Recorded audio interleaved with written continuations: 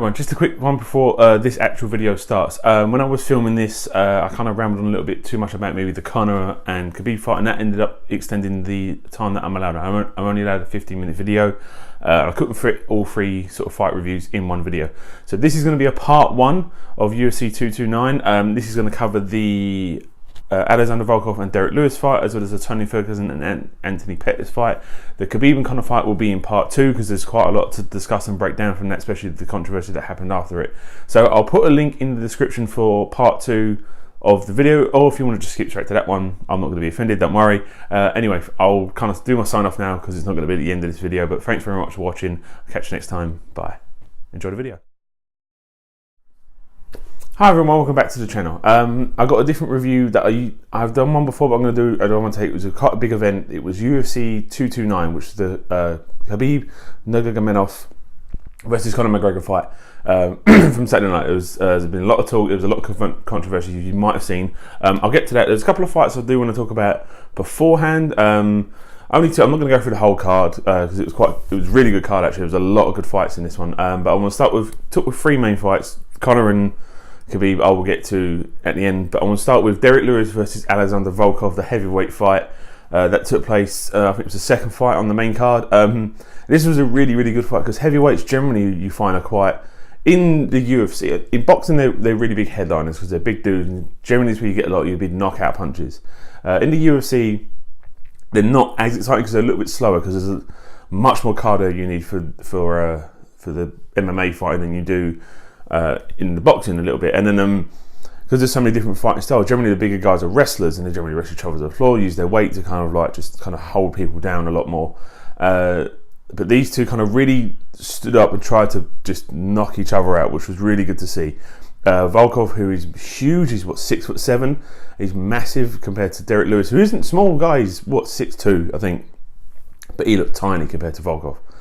And Volkov really kind of had the fight, almost won. He rocked him a few times. Lewis got some shots and he's known for having this really, really powerful right hand, and if he lands it on you flush, doesn't matter at what time of the fight, you're in big trouble.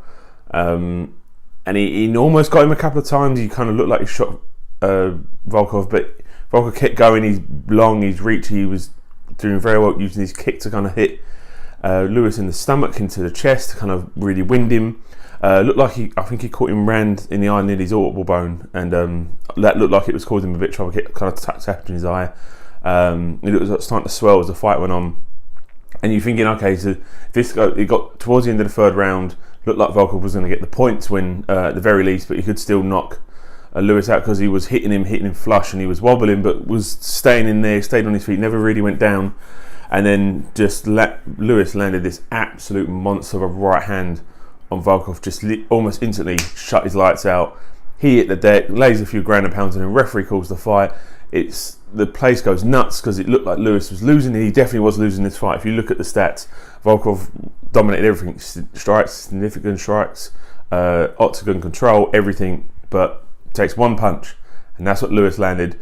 And afterwards, what was quite funny, I don't know if you might have seen a few memes of it, he takes his shorts off. He's still got his pants on, but he takes his kind of fight shorts off, and then just kind of stands there, waits for Joe Rogan to come into the interview. An official thing comes in, asks him to put his shorts on, and Joe Rogan says, "Why did you take your shorts off?" And he goes, "My balls are hot." And then what was even funnier, Joe Rogan was like, "I understand," as if he's kind of been in that situation, which was quite funny. So it was quite a sort of a comical sort of event. He's really funny, Derek Lewis. He's kind of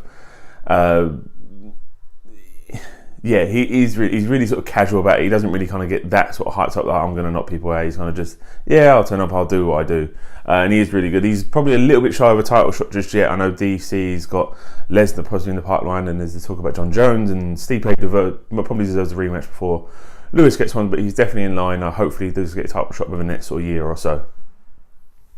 So the next fight I want to move on to is the Tony Ferguson versus Anthony Pettis fight in the lightweight weight division, which looked like it was probably the winner of this would probably go on to fight the winner of Khabib and Conor, which was the headline fight.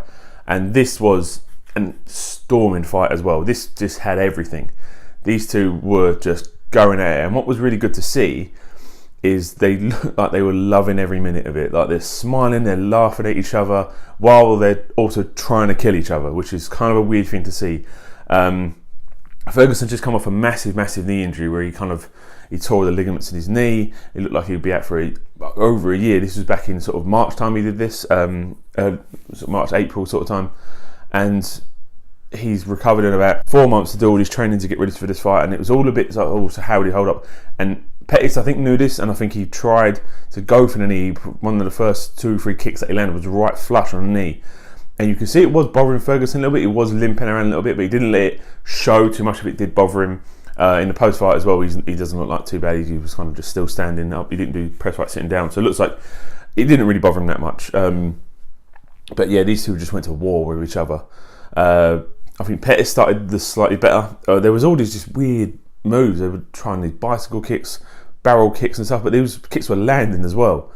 I think, Pettis kind of started being more of an aggressor. He knocked Ferguson down, got some ground and pound, but I think as he shot in, Ferguson hit him with an elbow which cut the top of Pettis' head, which then blood was pouring out of his head, was pouring onto Ferguson, and then the referee stood him up because the blood was getting in their eyes, and it is kind of a safety precaution. It does need to be done, really. As much as it was a disadvantage for Pettis, there was a genuine issue like if there was blood getting in his eyes, especially because he was on top of Ferguson. The blood was going on Ferguson as well, so they had to have the blood removed. But it ended up even crazier because Ferguson was standing there covered in blood.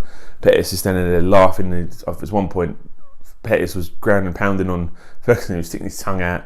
It was just crazy. But the second round then came around, and Ferguson kind of really took the fight to Pettis. He was landing him, knocked him down a few times, cut his eyebrow again, which caused more blood to flow out. But there was no cautiousness for these two. These two just went at it completely, and it was probably the fight of the night. In all fairness, it had a bit of a kind of an anticlimactic ending, but I understand why. Pettis said to his cornerman that he broke his hands during the fight. I didn't quite see. I've seen the replays. I'm not quite sure at what point he breaks his hand, but he says it's broken. That means obviously that's his main weapon. That's his main sort of defence. So he's kind of going out there without his main weapon. So understandably, the corner said, "That's it, you're done." And I think Pettis was kind of he didn't want to say it, but he knew the fight was over by that point because you can't go out there just fighting with one hand, especially if it's your main sort of attacking weapon. If that's gone, and considering how much Ferguson lit him up in the previous rounds, this was only going to be more of a battering. His punishment he didn't want to take because he's still got a career ahead of him. So the fight was called. Ferguson won. I think probably if that would have gone to another round, even with Pettis, if his hand was okay, Ferguson probably still would have won the fight. But yeah, deservedly so. Definitely the fight of the night. Hopefully later down the line these two can go at it again because it was really entertaining. I really hope these two get another chance to go at it because it was just so much fun to watch.